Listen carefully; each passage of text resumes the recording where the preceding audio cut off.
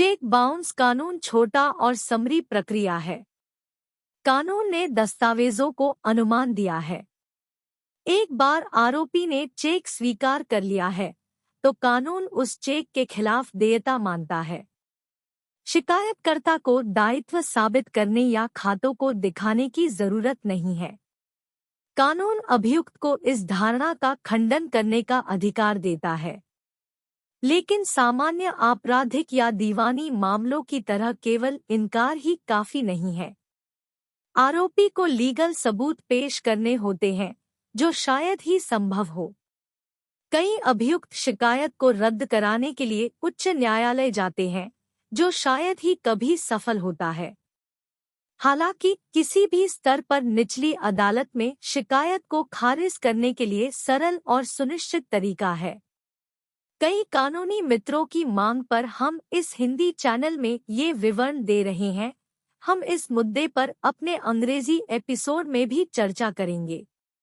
आमतौर पर supreme court 2014 के अदालत प्रसाद के फैसले का कारण यह दिया जाता है कि एक बार प्रक्रिया जारी होने के बाद ट्रायल कोर्ट इसे रद्द नहीं कर सकता है। सुप्रीम कोर्ट अदालत प्रसाद का फैसला 2 बेंच का है, लेकिन पेप्सी मामले में सुप्रीम कोर्ट के 1997 के 2 बेंच के फैसले में यह भी कहा गया है कि प्रक्रिया के जारी होने के समय ट्रायल कोर्ट के सामने पर्याप्त सामग्री नहीं थी, इसलिए शिकायत को खारिज कर दिया जाना चाहिए। आरोपी इस मुद्दे को ट्रायल कोर्ट में उठा सकते हैं।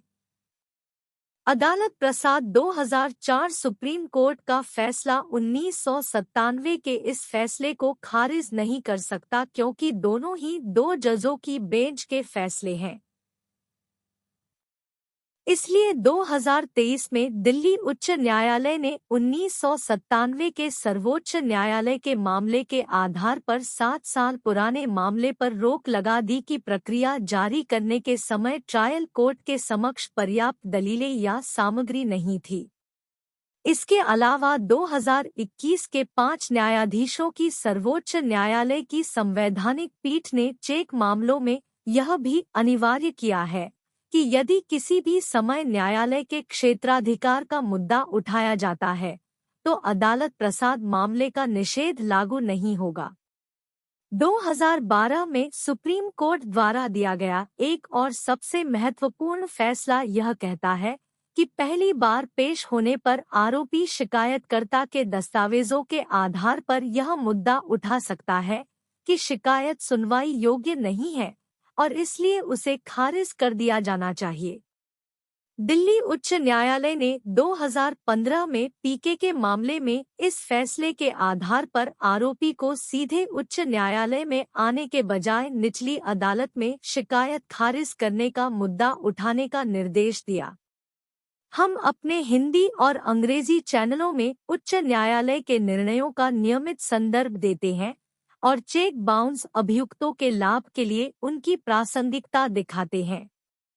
कोई भी अभियुक्त उपरोक्त उच्चतम न्यायालय के निर्णयों के आधार पर शिकायत को खारिज करने के लिए विचारण न्यायालय में निरस्तीकरण आवेदन प्रस्तुत करने का लाभ ले सकता है, क्योंकि तथ्यों, कानून और दस्तावेजों में कई कानूनी गलतियां हैं।